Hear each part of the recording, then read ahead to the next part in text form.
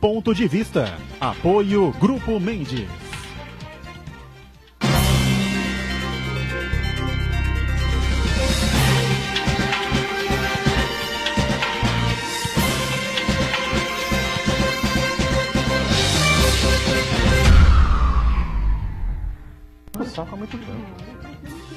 Olá, estamos começando aqui o nosso Ponto de Vista, não é? Você sempre ligado na gente aqui a partir da 1h30 da tarde, programa sempre ao vivo, não é? Com as personalidades da cidade, da região metropolitana, claro, e destacando sempre os temas, os assuntos importantes, a pauta aqui da nossa cidade, da Baixada Santista, e os temas e assuntos não menos importantes de interesse nacional, que apesar da Copa do Mundo continuam acontecendo e se acumulando, não é? A Justiça continua ouvindo aí testemunhas do sítio, continua interpelando aí pessoas ligadas aos criminosos da Lava Jato, de outras operações que ainda estão em prática, né? Mas como a Copa do Mundo toma um espaço muito grande, apesar de a maioria das emissoras das redes de televisão não terem comprado o pacote, né? O pacotão está com a Globo, com o Sport TV e com a Fox, não é? Mas as rádios, os sites todos que você abre, os sites 80% em Copa do Mundo, até entrarem no noticiário, enfim, a gente acaba ficando meio, né, confuso com o que está acontecendo no dia a dia. Mas a vida continua, viu, pessoal? O Neymar se machucou de novo lá, ninguém sabe o que vai acontecer na sexta-feira, a Copa do Mundo está aí, os resultados acontecendo, o Japão ganhou da Colômbia, né? Uma expulsão logo de cara, enfim, mas a vida continua, os problemas continuam. E algumas soluções aí também, né? As eleições vêm aí em outubro, estão mantidas para aqueles loucos aí que tinham aí ideias absurdas de que as eleições não iam acontecer, vão acontecer e os melhores candidatos estarão no segundo turno, se Deus quiser, diferente de 2014. Vamos orar para isso, tá certo? Lembrando sempre que a reprise do Ponto de Vista acontece também de segunda a sexta, a partir das 20 horas, sempre aqui na Santa Cecília TV. Glaucus Farinello, que é o secretário adjunto de Desenvolvimento Urbano de Santos, está com a gente nesta edição de terça-feira. Vamos discutir e colocar aqui com o Glaucus pontos importantes deste plano diretor, novo plano diretor aprovado recentemente pela Câmara, um projeto que foi amplamente debatido, discutido aí com o Executivo e com toda a sociedade. Prazer revê-lo, Glaucus, tudo bem? Boa tarde, Boturão, boa tarde, demais colegas, boa tarde, o pessoal de casa. E é sempre uma oportunidade de poder comentar, conversar e discutir os assuntos de leis tão importantes para a cidade. Alcindo Gonçalves, professor, articulista de A Tribuna, editorialista, não é? E cientista político, está aqui com a gente, participando conosco em mais essa edição do Ponto de Vista. Tudo bem, né, Alcindo? Tudo bem, prazer mais uma vez estar aqui com vocês. Prazer é nosso em recebê-lo. E na ponta, o nosso Marco Santana, atento aí às redes sociais, transmissões a gente faz aqui do Ponto de Vista e a sua participação também conosco. Certo aí, Santana? Tudo certo, boa tarde a todos, boa tarde especial que nos acompanha ao vivo. Quero convidar você a participar do programa, mandando sua pergunta, crítica, sugestão, pelo Facebook, Ponto de Vista com Edgar Boturão, ou por e-mail, contato@pontodevista.tv.br. O programa também pode ser acompanhado ao vivo, na internet, santaportal.com.br/tv. As edições anteriores ficam disponíveis também na internet, no nosso canal no YouTube e na nossa página no Facebook. E você que nos acompanha na reprise às 20 horas, uma boa noite. Boa noite para você da reprise e sempre o mantra aqui de todos os dias do Ponto de Vista. O programa ao vivo acaba às 2h30, não é? E até a reprise começar às 20 horas, sabe Deus o que acontece nesta república confusa, não é? E lotada aí de problemas, né? Só para informar você, o Senegal marca o segundo gol, né? Polônia 0, Senegal 2, alguns resultados surpreendentes na Copa do Mundo, né? Para que as pessoas entendam que a Copa do Mundo é brincadeira, o pessoal racha a borracha em cima do Neymar. O cara ontem na ESPN, cidadãos resolveram comentar sobre a relação familiar do Neymar, né? Será que um dia o pai do Neymar deu alguma bronca nele, não é? Botou limites nele e tal, não sei o que. Olha onde chega, não é? A falta de assunto, né? Numa emissão. Pelo amor de Deus, onde nós fomos parar no jornalismo esportivo? O cara tem a ver se o Neymar levou um puxão de orelha quando era pequeno, se recebeu um não quando quis um sorvete, se foi mimado pelos pais, se não foi mimado, gente. Dá um tempo, não é? Minha santa paciência, não tem o que comentar, bota a reprise da Copa de 2014, da Copa de 1950, de qualquer coisa. Mas olha, não dá, viu? Aí a gente vai fazer o quê? Muda de canal e manda mensagem para os amigos que você tem na casa para dizer, pô, não é possível. Ô, Butrão, se me permite, ontem me chamou a atenção, eu estava vendo Sport TV, uma mesa redonda que estava participando o Casagrande, comentarista esportivo. Casagrande contra E o VAR. aí o tema da mesa redonda era sobre o árbitro eletrônico, o VAR. E aí isso me causou muita surpresa, o Casagrande ser contra o VAR, porque ele disse que com isso aí acaba com a graça do futebol, a polêmica. Quer dizer, um instrumento que veio para fiscalizar, para você aperfeiçoar o cumprimento da regra do jogo, o Casagrande é contra. E o que me causou surpresa é que esse tipo de argumento é ampliamente defendido por muitas pessoas, né? Num país que a gente defende o cumprimento de regras, o estabelecimento de padrões e seguir esses padrões, vem um comentarista esportivo que tem muita alcance, a sua opinião, vem da contramão desse tipo de argumento, né? O pior é que o VAR, ao invés de dirimir as dúvidas, né, está criando mais dúvidas, né? Porque eu já disse aqui 1 milhão de vezes, é simples assim, olha para o tênis e olha para o vôlei, né? Você oferece ao treinador, está jogando Brasil e Suíça, você oferece ao treinador brasileiro, Tite, um desafio no primeiro tempo e mais um desafio no segundo tempo. O que o Tite ia fazer? Quando saiu o gol da Suíça, eles iam gritar para o Tite, foi falta no Miranda. O que o Tite ia fazer? Pedir o desafio. Ia perder o desafio, né? Porque o juiz considerou que... Ficou a critério do próprio pessoal da arbitragem. Né? Vai ter que ter uma discussão lá entre os árbitros, enfim, se foi, se não foi e tal. Mas do jeito que está, Alcindo, você que gosta de futebol, o Glauco também gosta de futebol, só para a gente não perder esse filme da meada da Copa do Mundo, fica a critério da arbitragem, né? Então, os árbitros que ficam lá, o pessoal que fica lá no VAR, acharam que não foi nada. Estão reclamando, mas não é nada, segue aí. O problema é que o futebol Então fica estranha essa situação. futebol é um pouco mais complicado do que o tênis ou o mais vôlei. complicado, sim. Porque o tênis e o vôlei, se a bola bateu na risca, não bateu na risca, Não, foi mas o dentro, vôlei foi tem o problema fora. do desvio, né? Desvio, mas o desvio, futebol tem muita interpretação. mas o desvio, o bloqueio, né? não tem muita. Bateu ou não bateu? No futebol, a falta, ela tem um grau de interpretação. Agora, eu pessoalmente acho que o VAR é um avanço notável que tem que ser aperfeiçoado. Está se começando. Agora, não vamos esquecer que aqui no Brasil ainda há resistências. Ainda nesse ano, há pouco tempo atrás, houve uma consulta aos clubes da primeira divisão, Série A, a maioria, inclusive o Santos Futebol Clube, votou contra essa adoção. Claro que há problemas aí de custo, é caro, é complicado e tal, mas esse é um caminho inexorável do futebol. Eu acho que aperfeiçoa-se, como você disse, quer dizer, diminui, ainda que o erro possa não ser 100% eliminado, mas se ele for 50% ou 60% eliminado, é um avanço importante. O VAR, eu acho o seguinte, você tem que excluir o VAR dessa questão de falta, porque não dá. Na NBA tem o VAR, entendeu? E você viu as finais da NBA, o que o LeBron James reclamava da arbitragem, né? Foi pra cima do árbitro, só faltou dar um pescoção lá nas finais da NBA. E tem lá o árbitro de vídeo para ver se raspou não sei quem, se bateu não sei o quê, se bateu a mão com a mão, se fez a falta, se não fez a falta.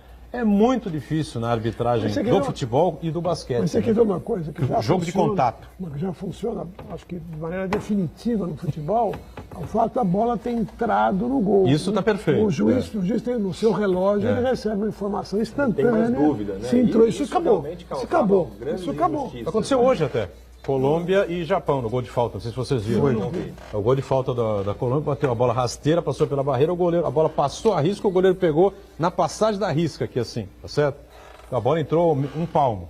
Mas na hora que a bola passou a risca, tremeu. Aliás, nesse lance aí, deu para perceber, pelo menos a impressão que me deu, que o goleiro do Japão, até por sua cultura, né?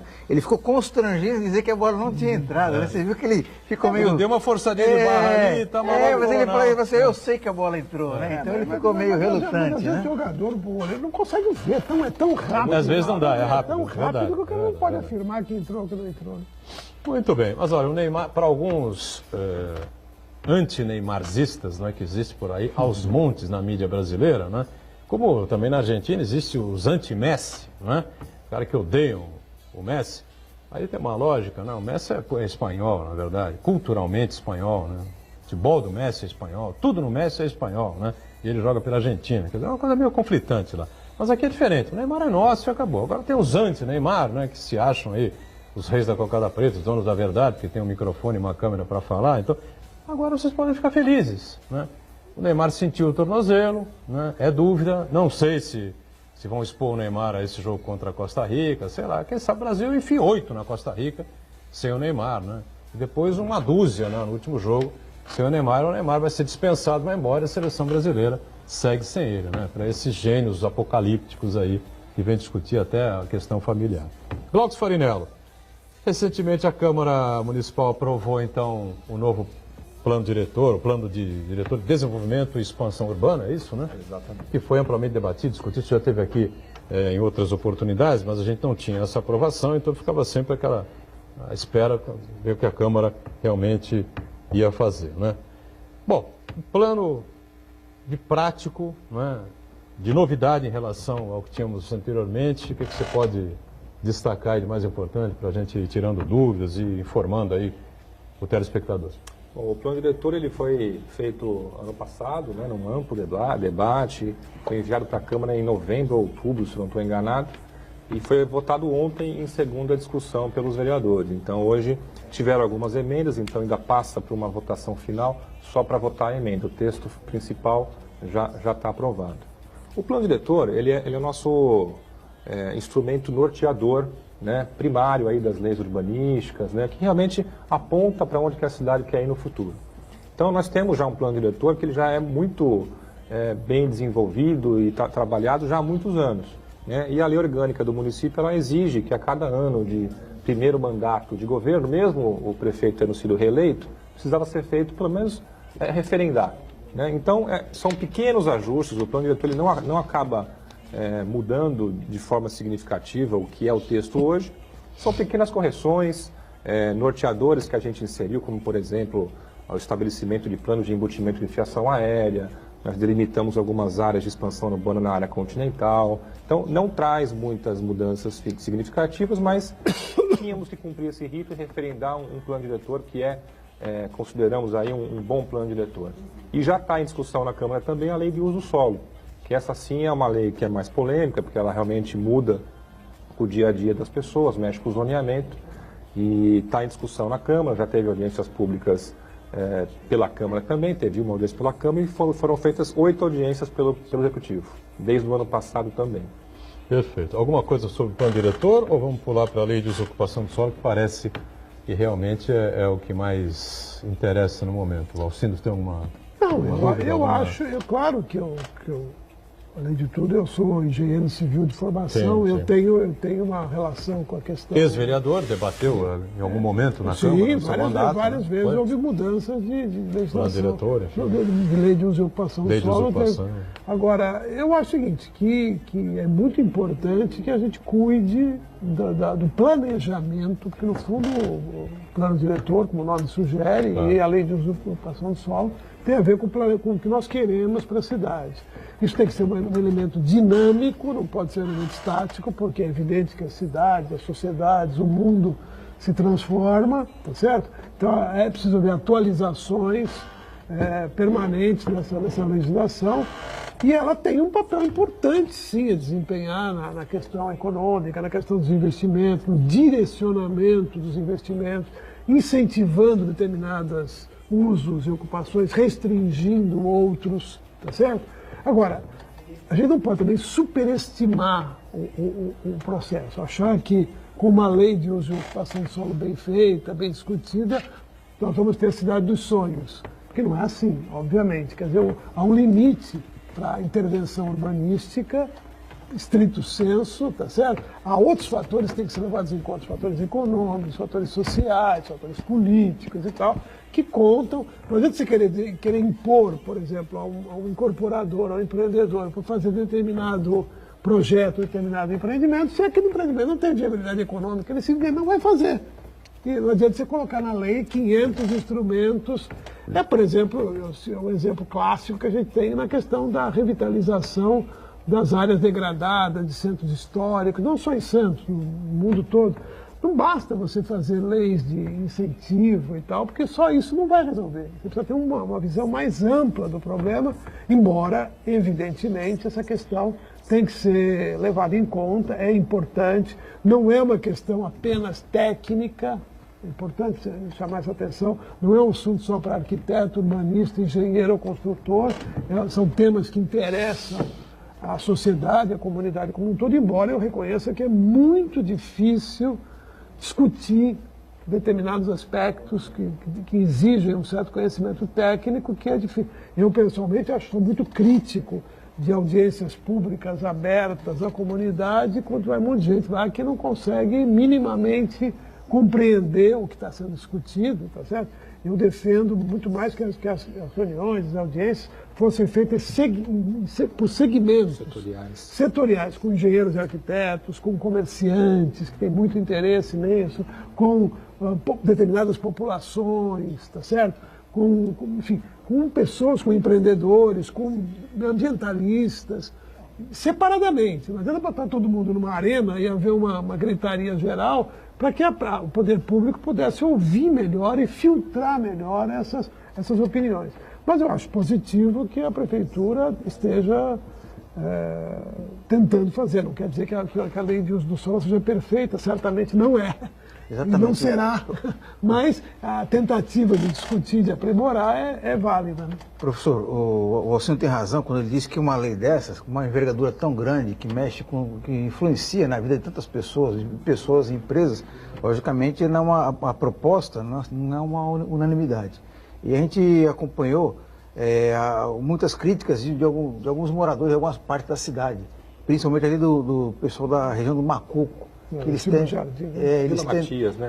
têm ali em relação à atividade portuária que vai entrar em conflito com a vida das pessoas, os moradores, né? Então eu queria saber do Glaucus, em que medida os moradores têm razão nisso daí, se a prefeitura teve essa preocupação de minimizar esse impacto da atividade portuária com a vida das pessoas e o que esse plano prevê na verdade, né?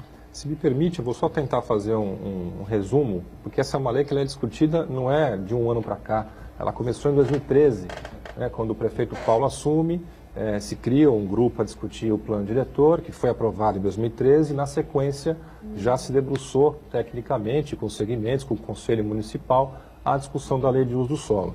Em 2015 surge aquela questão do aeroporto, que acabou trazendo um limite de gabarito nos prédios, que impacta de forma bem significativa grande parte da Zona Leste. Então ali teve que dar uma parada, esfriou a discussão. O aeroporto do Guarujá, ele acaba impactando a construção civil em Santos por causa do cone de aproximação, ou seja, o próprio Guarujá mesmo não há nenhum impacto para a construção civil, quanto que em Santos. É uma coisa parecida com aquele prédio em Congonhas, né? Marginal ali, próximo à Marginal, em São Paulo. Prédio enorme lá que subiu lá, lembra? Aí tiveram que parar, não podia mais subir, nem inaugurar o prédio, porque estaria, né, atrapalhando exatamente na descida a aeronáutica ela estabelece os planos, né? Enfim, os planos que definem, dentro de um raio, alturas, gabaritos que os prédios podem ter para garantir a aproximação e a saída dos aviões. Então, Santos, grande parte da cidade, especialmente do centro em relação ali até passando a Pedro Lessa, eu tenho um limite hoje, por exemplo, de prédios de até 45 metros. Nós estamos falando aí de prédios de em torno de 12 andares, né? 12 andares. Então você imagina, a gente tem a construção civil hoje fazendo prédios de 20, 25, e você fala que ele vai fazer agora pela metade, né? Então, e como não é de forma igual na cidade como um todo, isso gera uma distorção muito grande. Porque como é que você compete e você mede o valor da terra, uma vez que o seu vizinho, 3 quadras para lá, pode fazer 25 andares, e aí passando 3 quadras, só pode fazer 12. E aí o custo do imóvel acaba ficando mais caro, né? Porque você faz menos unidades habitacionais, você constrói menos e tem que repartir o bolo dos custos que em Santos são caros, de fundação, de terreno, com os condôminos. Isso acarreta um preço final maior e também o pós-obra, o condomínio, né? Outra dificuldade do santista hoje é arcar com o custo de condomínio. Por aí, né? Então, os grandes empreendimentos têm essa vantagem, porque você rateia, você divide com mais unidades. Então, realmente, essa imposição do Comaer, ela teve que ter repensar toda a estrutura e entender como é que os índices urbanísticos poderiam ser modificados sem causar prejuízo para a questão ambiental, mas também não provocar aí acentuar a situação que a gente vê hoje em Santos, né? O preço de imóvel é muito caro e muitas vezes o morador de Santos trabalha aqui e é daqui e se vê obrigado a mudar para as cidades vizinhas. Então, realmente, isso é uma situação que precisou ser adequada em 2015. E aí, quando agora em 2016, 2017, quando a gente vai para a CEDURB, no caso eu e o secretário Júlio, precisávamos fazer a adequação do plano diretor. Como o Alcindo falou, a cidade é muito dinâmica e precisávamos, até por imposição da lei orgânica, a cada 4 anos tem que mexer no plano diretor. E aí, em paralelo, iniciamos e startamos a lei de uso do solo com várias audiências públicas Então, desde o ano a passado. lei de uso e ocupação do solo, a gente vai entrar nela definitivamente daqui a pouquinho. Estamos em cima do break aqui, já estourei até o primeiro bloco. Vamos para um rápido intervalo e voltamos já já com o ponto de vista. Em instantes.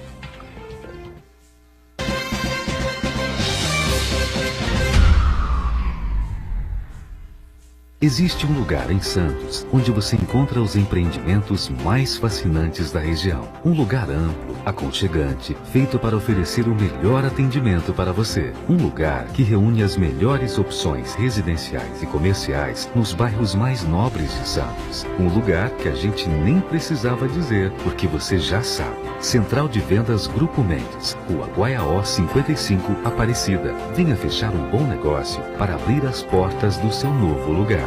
Santa Cecília TV no canal 52.1 HD. Se você ainda está com dificuldade de sintonizar a Santa Cecília TV em alta definição pelo sinal digital, você precisa escanear os canais da sua TV através da autoprogramação no seu controle remoto. É bem simples e você sintoniza os nossos programas com qualidade digital de imagem e som sem pagar nada por isso. Santa Cecília TV 52.1. Escaneie e sintonize a maior programação regional da sua TV em alta definição. Poliesportivo Unisanta, cuidando do seu corpo e da sua mente. Natação a partir de 2 anos e meio, capoeira a partir de 3 anos, voleibol, hidroginástica, musculação, basquete, futsal, karatê, judô, handebol e tênis de mesa. Equipamentos modernos, piscina olímpica aquecida e professores especializados. Mensalidades a partir de R$ 48,00. Poliesportivo Unisanta. Informações 3202-7126.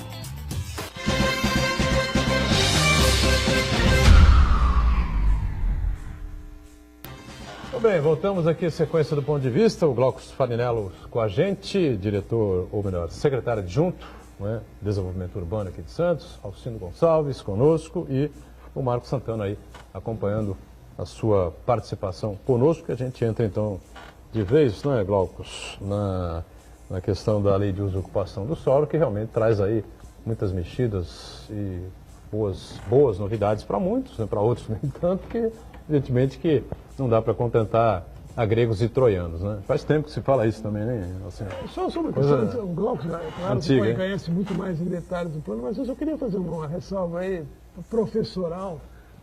Quando a gente fala de lei de uso e ocupação do solo, nós estamos tratando de 2 coisas diferentes. O que é uso e o que é ocupação? Quer dizer, ocupação é a questão física. A forma que o edifício A forma vai como ter. os edifícios vão ser construídos e vão ocupar os terrenos. Então, quer dizer, recuo, altura de prédio, etc. Agora, a questão do uso é diferente. O uso tem a ver com zoneamento, Com atividade, né? A atividade que vai com poder ser instalada. com conflitos, ruído, conflitos entre atividades residenciais, atividades comerciais, de lazer ou até industriais. Na verdade, são duas coisas diferentes que estão na mesma lei. Mas é bom destacar que nós estamos tratando de 2 assuntos diferentes. Um é o uso, outro é a ocupação. Essa questão do Santana colocou aí, da reclamação, especialmente do pessoal que mora no Macuco, de ser uma área ocupação, determinada. é um problema de ocupação. É. É um problema de ocupação. Área Não, determinada de uso, como área né? portuária. De uso. Não é? De Como uso, área né? portuária. Ali é das 2 coisas, na verdade, né? Parece que muita gente ficou surpresa, reclamando, enfim, mas o Macuco é realmente uma área portuária, né? Então, Desde... Não, Santos não tem áreas. Hoje você tem lá diversas torres de apartamentos que foram construídas na universidade. Santos não tem hoje, dada a sua pequena extensão territorial e o crescimento, não tem áreas. Definições assim tão claras. Você sempre vai ter usos mistos. Não tem como. Existe muita desinformação nesse processo e, infelizmente, algumas pessoas, alguns munícipes acabam ficando até com receio que a lei possa impactar, pós a lei aprovada, o que isso vai gerar de prejuízo para ele. Eu acabei de responder aqui antes do programa um munícipe que estava preocupadíssimo que com a alteração da lei ele ia ser desapropriado. E aí eu peguei o endereço, fui consultar, Rua Xavier Pinheiro, consultei, mas ali já é zona portuária já há muitos e muitos anos. Ou seja, ele mora numa zona portuária, porque a lei garante a ele o direito de permanecer lá, mesmo já há muitos anos ali sendo uma zona portuária, e talvez ele nem soubesse disso.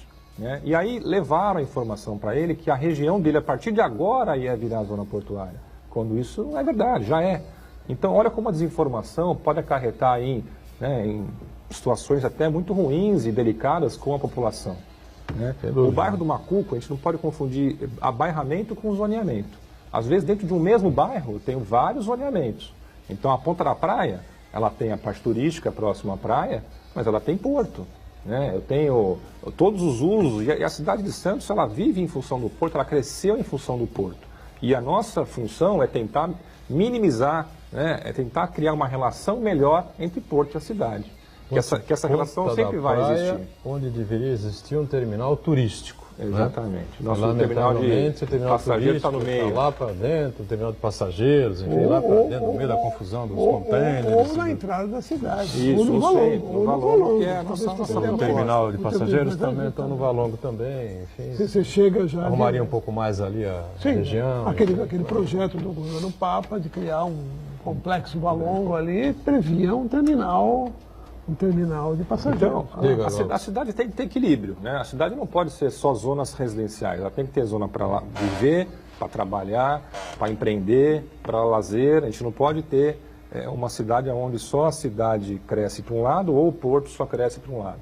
Né? Então a gente vê muitas pessoas reclamando que o porto vai invadir a cidade. A gente também tem que se preocupar de não deixar a cidade, quando fala cidade, é a construção civil, construir grandes prédios muito próximo ao porto.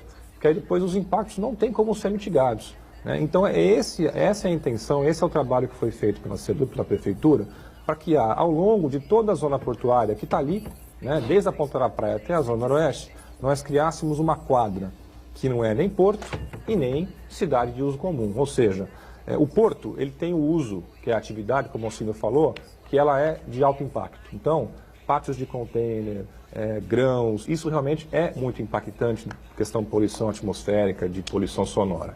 Né?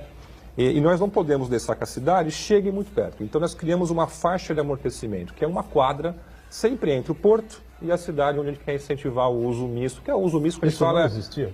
Já existe hoje, ela já existe desde a Ponta da Praia até o Macuco, e nós estendemos isso em direção ao centro, porque a gente entende que, da mesma forma que eu tenho que mitigar os impactos da Ponta da Praia, eu também tenho que criar essa transição para mitigar na Vila Matias. Então foi estabelecido sempre entre o porto e a cidade onde quer incentivar a habitação, essa quadra que não é nem porto, nem pode ser uma quadra adensada para uso residencial. E aí vai acontecer ali o que com essa quadra aí? É uma quadra que ela é de transição, que você permite atividades de médio e baixo impacto, nunca de alto impacto. Comércio, serviços, padarias, pequenas indústrias, confecção de calçado, até o residencial pode, com o limite de porte. O que a gente não quer é grandes torres, próximo à perimetral, próximo à linha férrea, porque esses impactos não são passíveis de mitigar. Então, são zonas de transição. Tem ali na Vila Matias, a Manel Torinho, que já é uma rua de entrada de caminhões para acessar o bairro, parte do bairro do Macuco, que já é portuário há muitos e muitos anos. Então, a Manel Torinho é uma via de acesso de circulação de caminhão. Hoje, não há nenhum tipo de regramento que impeça que o caminhão entre pelas ruas transversais, vá até a Campos Melo, volte pela Silva Jardim. Então, ali realmente é uma situação muito ruim. Então, para evitar isso, nós criamos um regramento onde eu tenho a Manel Torinho, que é a via de retroporto, de logística, eu tenho a Silva Jardim, que está sendo gravada como amortecimento. Aí você pega na lei e você vê, amortecimento é para impedir a circulação de caminhões, diferente do que também circula na rede social, que vai aumentar o fluxo de caminhão lá. Na verdade, nós estamos proibindo o caminhão na Silva Jardim. Qualquer empreendimento é proibido de fazer acesso para a Silva Jardim, para caminhões. Mas está claro na lei que o acesso é exclusivamente pela Manel Torinho? Então, texto é complicado até porque é a questão técnica, como o Alcindo falou. Às vezes está lá claro, mas para o leigo, para todo mundo, às vezes não fica tão claro, né? Então, até a possibilidade de aprimorar o texto para tornar mais claro e objetivo ainda essa intenção, aonde o limite do porto é a Manuel Torinho, então, atividades que tenha logística ou alguma coisa ligada ao retroporto, apenas de médio e baixo impacto, só se voltar para Manuel Torinho. A Silva Jardim vira uma rua de transição, uma via de amortecimento, onde não é possível o acesso de caminhão, tem restrição de circulação de caminhão, vai ter plano de arborização e plano de fachada nos imóveis. Então, tudo isso está na lei. E a Campos Melo, que é onde vai passar o VLT, é a via onde se realmente quer incentivar a habitação, ou seja, então é muito claro, Campos Melo com habitação, Silva Jardim, transição, amortecimento e Manuel Torinho, a via de borda com o porto. O que a gente não pode permitir é que naquela quadra, que inclusive historicamente ela é repleta de armazéns, ali praticamente só tem 20% da área ocupada como uso residencial. Ou Campos seja, Melo, habitação, aí a sequência? Silva Jardim, ela é o amortecimento, que é a transição. Pode fazer comércio, serviço, residencial, de pequeno porte. E a Manuel Torinho, então... Que já é uma via de circulação de uma coisa que caminhões. se tem dito... Manuel Torinho tem a universidade lá, né? Tem a Unifesp. Né? Tem dito, se falou muito aí, as críticas, cálculos, é que aqueles que têm imóveis na Silva Jardim, na zona de amortecimento, não vão poder mais ampliar seus imóveis, reformar, construir. Isso é verdade. Não podemos fazer mais. Eu vou explicar. Eu cheguei a ouvir que apartamentos não poderiam ser vendidos. Isso é claro que isso é um absurdo, que não tem menor sentido esse tipo de afirmação. É como eu falei, o bairro do Macuco... O Jardim é o famoso amortecimento. Onde tem as torres ali... que foram construídas ao lado da Unifesp. Então, aquela grande prédio, aquela torre maior que tem 3.000 moradores, ela não fica na faixa de amortecimento. Né? Diferente do que também circula na rede social. Fica na residencial? Aquele prédio fica na área onde se realmente quer incentivar a habitação, que é o quê? Voltado para o transporte público, que é o VLT. Né? Então, eu tenho uma transição passo a passo entre o uso residencial, o uso comercial, o uso mais misto, e aí sim, eu tenho a via de borda, que é a Manuel Torinho, que está ali coladinha com a perimetral, que apenas os empreendedores que fizerem as atividades voltadas para a Manuel Torinho poderão ter algum tipo de atividade de médio e baixo impacto. E o mais importante, essa atividade ela não é simplesmente sim ou não. Né? Geralmente na lei, ou pode ou não pode. O cara pega lá a tabela, eu moro na rua tal, na zona tal, isso pode. Né? Nós criamos uma nova condicionante que é o estudo prévio de impacto de vizinhança. Então, além de tudo isso que eu falei do regramento, qualquer empreendimento industrial e retroportuário que queira se instalar ali na faixa de amortecimento, ele é obrigado a fazer um estudo dos impactos, aprovar isso na comissão municipal. Mesmo os pequenos?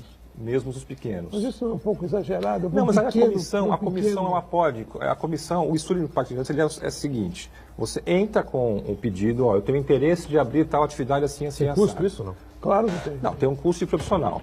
Agora, aí a comissão... Tem custo profissional? Para fazer o estudo. Existe um estudo a ser feito. Tá? Mas quem paga, só que a comissão, ela pode liderar... O cara está lá na Silva Jardim e vai abrir um comércio. Ele tem que pagar? Não, comércio não. Apenas atividades industriais e retroportuárias. Então, parte de logística. Mas pode ter uma oficina de médio porte e tal. A oficina já entra também como comercial, então de serviço. Então, são só realmente atividades que possam vir a causar algum tipo de impacto, principalmente barulho, né? Então, um pátio de um caminhão, como é que é? É fechado, é coberto, vai ter proteção acústica? Pátio de caminhão na Silva Jardim é possível? Não. Não é possível? Apenas atividades de logística virados para Manuel Torinho. Sim, mas pode se o terreno dele for de quadra a quadra, é aquilo que eu falei, ele vai ter que fazer um estudo prévio de impacto de vizinhança. Lá já existem uma série de armazéns que funcionam com atividade ainda até hoje. Né? Muitos são cobertos. Então, vai ser, ideal, né? Vai ser analisado. Exigir a Exatamente. cobertura, Então, uma atividade que não há como se mitigar o impacto, não tem como se aprovar. A comissão ela é muito séria, ela tem membros de todas as secretarias, do meio ambiente, de obras, serviços públicos. Então, se avalia os impactos que aquela empresa pode causar e se propõe medidas mitigatórias e compensatórias. Isso é rápido? Olha, isso é um instrumento que é novo. Nós estamos analisando muitos empreendimentos de grande porte. E a gente está colocando isso agora de uma maneira muito mais abrangente para atividades de médio porte também, que é o caso da faixa de amortecimento. Qual que é o nosso entendimento? A comissão, ela não exige de cara que ele faça um grande estudo. Ele entra com uma solicitação, aí a comissão vai avaliar aquilo que ele tem que abordar em função daquilo que ele quer fazer. Porque não se perde tempo. Então, é como o Alcindo falou, a pessoa quer montar ali uma atividade que é pequenininha e tal, logo de cara se avalia que aquilo lá não tem impacto, então você facilita o caminho. Então, a comissão ela é muito séria, o Wave ele é um instrumento muito moderno, no mundo inteiro ele é utilizado, e aqui no Brasil, mesmo estando desde 2000, mais de quase 18 anos aí que está no Estatuto da Cidade, ele foi muito pouco usado pelas cidades do Brasil. E Santos agora realmente está aprimorando a sua aplicação, e ele é uma ferramenta importantíssima. Como eu falei, hoje na lei é assim, é branco ou preto, né? Eu moro aqui, tenho um terreno aqui, ou pode ou não pode. E o Wave... Não, acho que isso facilita. Mas o Wave ele passa a estudar atividades que você não consegue identificar simplesmente se vai causar ou não impacto. Só precisa flexibilizar, entendo eu, né? Num caso aí, como o Alcino lembrou aqui, se houver algum prejuízo evidente a quem tinha ali um determinado imóvel, que achava que ia poder fazer alguma coisa de um impacto maior, enfim, aí o cara tá com aquele imóvel lá, né? Aí acho que precisava ter uma saída aí para esse tipo de pessoa, né? Para esse tipo de empresário, não sei, né? Mas os pequenos negócios, o uso comercial, serviço, não são obrigados. É apenas, vai pegar basicamente o uso retoportuário, que é o que o pessoal está reclamando da Vila Matias, que tem receio que ali se implante uma outra cargo, produtos inflamáveis, e isso já tem filtro, a lei já proíbe de cara esse tipo de material perigoso. Igor Santana. O Martinho Leonardo participa com a gente aqui e pergunta ao arquiteto Glaucus: o bairro do Caruara está em processo de regularização fundiária e a Coab pretende construir um conjunto habitacional ali. Como fica a legalização dos imóveis que serão construídos? Que misturou um pouco o assunto, né? Essa lei de uso solo, ela só mexe com a parte insular. Então, o Caruara continental é uma outra lei que também vai entrar em discussão. Após essa aqui, a gente vai também mexer em algumas leis importantes, como o Alegra Centro, plano de mobilidade, e a área continental também é uma lei também que está na vista aí para a gente poder fazer melhorias. Quanto à questão do empreendimento, é um empreendimento da Coab, dentro da política habitacional do município, que é comandado pela companhia da Coab. Então, como qualquer outro empreendimento que a companhia faz, tem os procedimentos de regularização fundiária, de transmissão da propriedade. E a questão do VLT, por exemplo, muito discutida, muito debatida, né? O VLT deve passar lá pela Campos Melo, e aí essa alteração na lei de uso e ocupação do solo vai incentivar, me parece, né? Ou quer incentivar construções de moradias um pouco mais populares, enfim, de menor custo para o cidadão de maneira geral, e até aquelas moradias ou aqueles edifícios de um tamanho um pouco menor, sem garagem, essa coisa toda. Isso está mantido? Está mantido. A proposta ela tem 3 objetivos específicos que a gente destaca. Um deles é a renovação urbana da região central. Como o Alcindo falou, é fundamental que a gente estabeleça ferramentas que sejam viáveis, né? Que a gente realmente não tenha o aspecto de degradação que o centro se encontra. A segunda é justamente essa, que é você potencializar esse adensamento sustentável associado aos eixos de transporte de qualidade, que é o caso do VLT. Essa questão do VLT, por exemplo, ele vai acabar passando pela Campos Melo, área central da cidade ali. Ele vai até a João Pessoa, ele vai até a rodoviária, faz a integração na rodoviária, cruza a Praça dos Andradas, entra na Amador Bueno, vai até a Rua da Constituição, desce pela Constituição, Luiz de Camões, até poder chegar no VLT lá na Francisco Licério. Isso me parece que pode, né, vir a dar uma revitalizada na área central aí de Santos. A gente usa o VLT como um grande indutor, né? Ele vai ser um indutor do desenvolvimento. Aonde que ele vai passar, ele já propõe aí uma requalificação imediata do entorno. Então ele vai passar na frente do mercado, vai virar um grande calçadão, vai ser revitalizado. Então aonde o VLT passa, vai ter intervenção urbana de requalificação. E fora isso, a gente quer, através da lei de uso do solo, dar esses incentivos para que ao longo dele você estimule a construção civil. Como você falou muito bem, é você estimular um produto habitacional que em Santos não se vê muito, né? Então para interesse popular, interesse de mercado popular, o que você faz para incentivar? Você desobriga a vaga, porque a vaga é um custo muito alto. A hora que você associa o transporte de qualidade, você pode exigir do empreendedor a opção de ofertar ou não a vaga, né? Hoje a lei é muito rígida, para cada unidade que você oferta tem que ter uma vaga de carro, né? E hoje as pessoas estão mudando, cada vez mais tem pessoas que não querem ter carro, que querem usar o Uber, e vai usar o próprio VLT, né? Não, se a pessoa tiver o VLT à sua disposição, podendo acordar na hora normal, saber que você vai chegar ao seu destino num tempo, 10 minutos, estou em tal lugar, não é? Direitinho, ali cronometrado, eu acho que o carro fica na garagem numa boa. É o caso das grandes metrópoles do mundo, Claro. grandes cidades do mundo que tem metrô, ninguém vai A trabalhar disposição em mesmo é Paris, muito- Londres ou lógico. Nova York de carro com E carro deixar próprio. livre para o empreendedor ofertar ou não as quantidades lá. Hoje isso encarece muito. O produto que é feito pela construção civil é sempre de média e alta renda, então isso afugentou um pouco parte da população de Santos para as cidades vizinhas, em busca de preços mais E acessíveis. eu não sei esse tipo de construção, Alcindo, você que é experiente no assunto, especialista no assunto. A gente ouve muito falar das fundações aqui em Santos, enfim, mas aí seriam para aquelas torres, né? Os edifícios de maior porte. Né? Mas nesses eixos poderá ter torres, sim, por que não? Também? Você acha? Poderão ter torres, quer dizer, agora não há nenhum problema de ser construído, desde que não tenha o problema do cone, de aproximação. 45 metros, ele vai impactar grande parte. Em alguma mas- parte, mas onde não tiver os Onde 40, ele pode fazer a torre que quiser.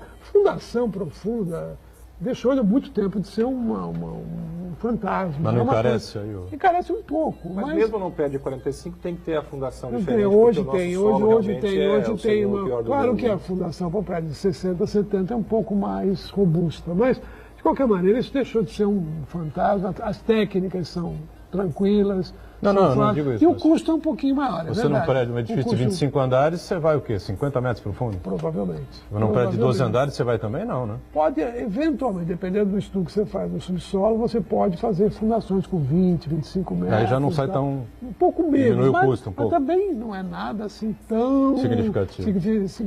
O problema de Santos é o custo da terra. A terra é Também, muito cara. né? O solo é muito caro aqui, o terreno é muito caro aqui, né? Então, agora isso que o Glaucus fala é uma tendência hoje do mercado imobiliário. Hoje está se construindo mais para esse segmento de Minha Casa Minha Vida, topo do Minha Casa Minha Vida, que vai até 4, 7 mil reais de renda, essas habitações mais populares, mais do que imóveis de classe média tradicional ou imóveis de alta renda. pela nossa lei, em função até da 10 crise. mil Em de renda função, familiar. em função da crise. Em função da crise. Exatamente. Claro que a crise é conjuntural, nós podemos ter mudanças, esperamos que tenha, né? Que as coisas melhorem. Claro que a melhoria do ambiente econômico, do emprego, da renda, favorece o desenvolvimento do mercado imobiliário. Esse é um fator que impacta diretamente na construção.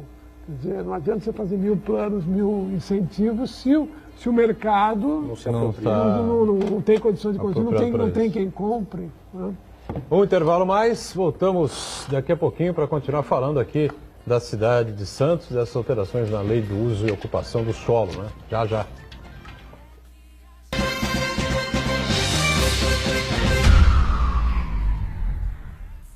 Existe um lugar em Santos onde você encontra os empreendimentos mais fascinantes da região. Um lugar amplo, aconchegante, feito para oferecer o melhor atendimento para você. Um lugar que reúne as melhores opções residenciais e comerciais nos bairros mais nobres de Santos. Um lugar que a gente nem precisava dizer, porque você já sabe. Central de Vendas Grupo Mendes, Rua Guaiaó 55, Aparecida. Venha fechar um bom negócio para abrir as portas do seu novo lugar. O Brasil terá pela primeira vez uma Base Nacional Comum Curricular.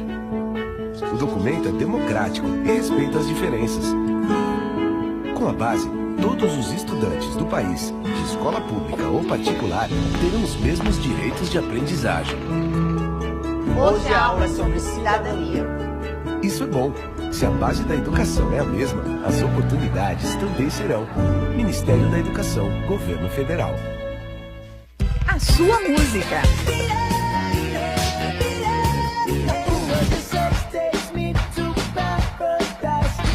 A sua notícia.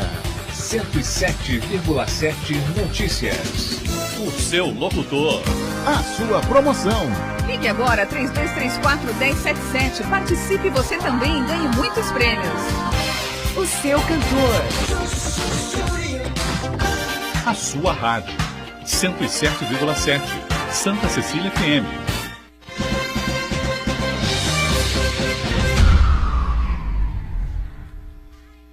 Você quer falar? Perguntar para ele? Muito bem. Sequência aqui do ponto de vista, este é o terceiro e último bloco. E o Marcos Santana já tem um questionamento aí ao Glaucus, é isso? Isso, Glaucus. A prefeitura ela promove mudanças na legislação para aperfeiçoar o funcionamento da cidade e corrigir muitas distorções. E uma que fica patente é o grau de degradação de algumas áreas do centro, né? Isso é histórico, né? Há décadas que testemunhamos isso, né? Principalmente ali na Vila Nova, Paquetá e assim por diante. E a gente percebe também que muitos proprietários de imóveis, eles praticamente abandonam os imóveis. Ou fica o terreno abandonado ali, o imóvel abandonado, esperando cair, ou então, cabeça de alguém. Quer dizer, até é mais cruel, eles sublocam essa propriedade e ela se transforma em cortiço, né? Então eu queria saber se atualmente a prefeitura possui instrumentos para promover uma fiscalização, para proibir esse tipo de ocupação, de cortiço, em relação à fiscalização de saúde, alguma coisa do gênero, ou em relação à estrutura desses edifícios, e se não tem, se está tendo pensado alguma coisa nesse sentido. Primeira coisa, é importante a gente entender o que leva a isso tudo, né? E a gente entende que tem que combater esse processo de esvaziamento. A cidade de Santos, ela surge na região central e aos pouquinhos ela vai se afastando, a gente vai se apropriando da parte de praia e aí criou-se aquela questão pendular, né? As pessoas moravam na praia e trabalhavam no centro, né? Isso perdurou por muitos e muitos anos, até por imposição da lei municipal, durante 30 anos foi proibido residência no centro. Então, se criou naquele passado que você morava aqui e trabalhava lá. E aí, esse caminho, né, Ana Costa, Conselheiro Nébias, se desenvolveram, né, e passaram a competir com o próprio centro. Então, o centro deixou de ser o ponto de referência de uso comercial, de serviço. Então, as pessoas querem cada vez mais ter próximo da sua residência aquilo do dia a dia, a escola, a padaria, o mercado, e se der um emprego. Então, hoje, o centro, além de não ter habitação, óbvio que tem habitação no centro, tem as questões de cortiço, mas tem um potencial muito maior para habitação no centro. Já teve cerca de 6 mil moradores, hoje tem 10% disso, né? Então, é tentar entender o porquê que mudou, entender essa dinâmica e tentar repovoar o centro. Um dos entraves, como você comentou, é a questão do tombamento, né, do programa Alegra Centro, que muita gente vê aquilo como um dificultador para o processo de renovação urbana. Sem estar no mérito se a lei do Alegra ela foi muito grande, se ela gravou demais, em demasia aí, nós identificamos na lei de uso do solo 2 grandes áreas que a gente gravou como zona de renovação urbana, né, que são áreas que mesmo na região central, ela não tem proteção cultural e que nem todo mundo sabe disso. Então a gente está tentando trazer um olhar das pessoas, da construção civil, do empresário, para essa região central. Então essas zonas especiais, elas têm uma série de incentivos para a construção civil, também associado aí ao VLT, que a gente pretende, uma vez você conseguindo desenvolver o Paquetá e o Valongo, que são as bordas da região central, você passa da viabilidade financeira para um eventual imóvel que está ali tombado, ou quase tombando, como vocês comentaram. Por quê? Uma vez que você adensa e desenvolve ali o Paquetá, por exemplo, que vai ter VLT, que vai ter toda uma infraestrutura muito propícia, aqueles imóveis que estão ali na General Câmara, na Amador Bueno, que tem proteção cultural, que tem restrição sim de fato, passam a ter viabilidade. Pode abrir uma padaria, uma mercearia, uma escola de inglês, os usos que todo mundo tem nos demais bairros, né? Então, o que a gente quer é estimular a construção civil, o adensamento, inicialmente nessas bordas, não necessariamente mexer em desgravação de imóveis, acreditando que, conseguindo levar esse repovoamento para o centro, a gente vai levar vida para a região central. Eu pessoalmente sou bastante crítico eu acho que é um exagero o que tem... Da quantidade de imóveis. A extensão da proteção. Claro que a região... Os tombamentos, você disse? A proteção. Se você considerar a região mais Valongo, centro histórico, sem dúvida que aquela região tem que ser preservada, porque tem edifícios de qualidade e tal, etc. Catedral. Mas à medida que você vai se indo em direção ao Paquetá, ao longo, especialmente da General Câmara, Amador Bueno e das suas ruas transversais, aquilo hoje é uma coisa terrível. São imóveis em péssima, abandonados, degradados, ruínas, caindo, que não tem o menor valor do ponto de vista histórico, nem arquitetônico. Aquilo deve ser desculpem a... Destombado. Devia ser demolido sumariamente. Inclusive com um processo de transformação urbana, de renovação agressivamente moderno. A cidade precisava hoje de uma injeção de grandes projetos arquitetônicos, como teve no passado, para construir ali torres ou edifícios modernos, ultramodernos, sofisticados, ousados do ponto de vista da criatividade. Porque você faz um tombamento, e criar uma nova perspectiva. Eu concordo plenamente. Você faz o tombamento de um determinado imóvel, você tem essa área de restrição ou de... Ah, sim. Como é que chama? A envoltória do imóvel. Dá 300 metros... Mas frente, para trás e isso não impede que você faça a intervenção, é apenas uma consulta ao órgão de defesa. Eu concordo com o Alcindo, eu até gosto dessa questão dessa mistura do velho com o novo. Eu acho, cidades como Londres, que mistura grandes torres com edificações antigas. O edifício Nilo Branco, que é um edifício amarelão, um projeto do grande arquiteto Mário Raposo, meu ver, é um projeto excelente, choca, é para chocar mesmo. Esse contraste, esse processo que deu origem a tudo. Com a Bolsa do Café, qual o problema? Nenhum problema. Agora, eu atuava no café nessa época. O pessoal ficava indignado. Os historiadores iam lá, os arquitetos iam lá. Nessa ponta, ao outro lado, que eu estou defendendo a demolição sumária, ali se podiam construir. Recentemente eu vi um projeto magnífico que foi feito ali na Alameda Santos, atrás do Conjunto Nacional, em São Paulo. Um renomado arquiteto projetou e foi agora pode ficar pronto, um edifício ultra sofisticado em termos de concepção de forma estética. Por que nós não podemos ter? A arquitetura é um agente transformador incrível, né? Nós precisamos ter um Artacho Jurado, mas novo, só para as pessoas... aqui na Santos, que construiu o edifício da década de 50, lá na praia e tal, para dar um choque de vida. A gente tentou colocar na minuta e acabou não passando nas comissões e pela questão jurídica, que era um incentivo justamente ao projeto arquitetônico de qualidade. A gente tentou criar um artigo na lei que previa algumas liberdades de criação para projetos que viessem de concurso público, né? Para a gente sair da mesmice, né? Então, fazer com que o empresário, em vez de contratar lá o mesmo arquiteto e tal, pudesse fomentar essa discussão através de um concurso e a sociedade escolhe realmente aquilo que se destaca. Mas agora, o pessoal entender... obras na entrada da cidade que vem por aí, né?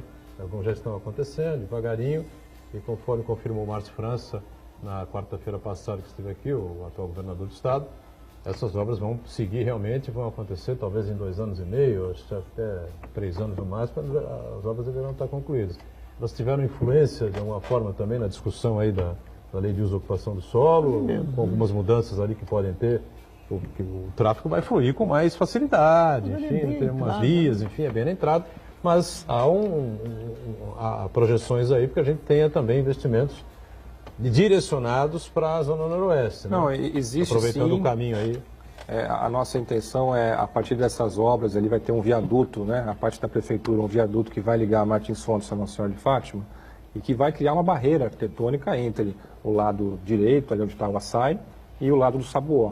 Então a nossa intenção é usar a Nossa Senhora de Fátima como divisor de zona, né? Então incentivar a habitação para o lado esquerdo, para o Sabuó, tanto que a gente desgravou algumas áreas que eram retoportuárias junto aqui ao morro, até para impedir que o caminhão tivesse que ficar circulando, manobrando na Nossa Senhora de Fátima, para evitar trânsito, e aí tornando aquela região como um divisor de zona. Mas, assim, são obras há muito tempo esperadas, né, um esforço do governo, são intervenções que envolvem a parte do município e a parte do Estado, né? E também está em discussão a parte do governo federal, que seria um novo acesso para a área portuária. Né? Perfeito. E com relação à Zona Noroeste propriamente dito, né? Nós temos aí o corredor de ônibus que segue, né? Passa Nossa Senhora de Fátima, vai a diversos bairros, enfim, a outros bairros importantes da ZN, e a Prefeitura também tem essa preocupação, né? Os mesmos incentivos para trazer novos incentivos para que os construtores também possam... Os mesmos incentivos para a linha do VLT está levando para a Nossa Senhora de Fátima, né? Então é uma região que também carece de que a construção civil se aproprie para poder produzir um produto acessível, né, para aqueles moradores. Né? O Estradão já está se transformando nisso e a gente está associando aí a Nossa Senhora de Fátima para ter esses incentivos também. né? E fora isso, a Zona Noroeste, ela tem uma urbanização um pouco diferente do lado de cá, da Zona Leste. Ela tem muitas ruas muito pequenas e ao longo do tempo, a atividade, como o Alcino falou lá atrás, no começo explicando o que pode e o que não pode de uso, se dá não só pela zona, mas em função da classificação viária, né? Então, na rua local pode menos atividades, na rua coletora pode um pouquinho mais, na rua arterial pode mais ainda, né? É acumulativo. E lá tem muita pouca rua coletora e arterial, tem muita rua local porque tem muita rua pequena, né? E isso dificulta muito o empreendedor, o pequeno negócio. A pessoa tem lá a sua casa, quer montar uma lojinha, não pode, né? Então a lei também ela traz algumas mudanças para tentar incrementar e fomentar esses pequenos usos do bairro do dia a dia, passando a permitir também em rua local várias atividades de baixo impacto. As pessoas vão começar a sentir isso por volta de quando o VLT, por exemplo, as obras do VLT começarem efetivamente ali a seguirem pela Campos Melo, por exemplo, é capaz das pessoas começarem a sentir alguma mudança, alguma diferença, não? A obra do VLT... Tem uma diferença enorme do que nós estamos falando aqui, do que foi aprovado na Câmara, do projeto, de todos os estudos da Prefeitura, para a população sentir na prática que as coisas estão mudando para melhor, enfim, né? Planejamento é assim mesmo, né? Nunca claro. É para amanhã, é sempre pensando curto, médio e principalmente longo prazo. Diz a história que o estadista pensa 20, 30 anos na frente, por aí, né? Não, e importante falar que a gente não está rasgando a lei que tinha hoje e está vindo com uma nova lei, né? São ajustes que a lei traz. Eu comentei aqui, acho que no último programa, diferentemente do que aconteceu no bairro da Enseada, no Guarujá, que tinha uma ocupação totalmente mais baixa, com prédios, né, horizontais, aí de repente alguém vai e muda a lei agora pode fazer torres altas, né? Isso é uma ruptura de um modelo de ocupação, né? E que Santos não está passando por isso, são ajustes. Então a lei ela vai sempre amadurecendo e tentando entender a dinâmica. A cidade ela é muito dinâmica e a gente tem que estar atento, né? Então eu tenho um plano diretor que está enxergando lá longe, 30 anos, 20 anos, 10 anos. E a lei de uso do solo, ela tem que ir acompanhando isso, né? E hoje eu tenho diversas leis que também se complementam ao plano diretor, né? O plano é a lei principal e dela derivam aí plano de mobilidade, o Alegra Centro, que tem que realmente entender o momento atual e ver aonde errou, se errou na mão, se engessou demais o centro, tem que rever. Inclusive, a gente está com um convênio com a Unimonte, com os estagiários, a gente está mapeando todos os imóveis que têm algum tipo de proteção cultural, para tentar fazer essa análise do que realmente pode e o que não pode ficar, ou mudar, ou alterar a proteção cultural. Diga, Santana. Outro assunto muito importante quando a gente fala para tentar tornar a cidade mais habitável, melhorar a qualidade de vida dos habitantes, é a questão da mobilidade, que você falou rapidamente. Eu queria saber se a Prefeitura, o que a Prefeitura planeja para os próximos anos para melhorar a mobilidade, principalmente no que se refere ao incentivo ao transporte coletivo, definição de corredores exclusivos de ônibus, restrição a estacionamento em algumas ruas. O que a Prefeitura está pensando nesse sentido? Acho que isso é uma tendência, cada vez mais o mundo clama por isso, né? Que as prefeituras, que o Estado, que os entes federativos invistam em mobilidade. Cada vez mais, a gente está vendo exemplos mundo afora e Santos está indo, eu acho que está muito avançado, eu acho que Santos teve esse privilégio de receber o VLT. O VLT já tem a primeira fase em operação, a segunda fase agora que está em licitação. E a gente já está planejando, inclusive junto com a MTU, a expansão desse modal até a ponta da praia e até a praia. Teríamos um grande eixo leste-oeste ligando Praia Grande, São Vicente, Santos, Guarujá, via Barcas, e um eixo norte-sul ligando o Valongo até a praia. E a partir dali as conexões e os modais todos integrados. Tive um tio médico, né, que ele fez uma viagem à Europa e tal, voltou e tal. Dali a pouco a Prefeitura começou a tirar os trilhos das ruas, das avenidas, enfim, de Santos e tal, né? E ele dizia que o prefeito era um estúpido, né?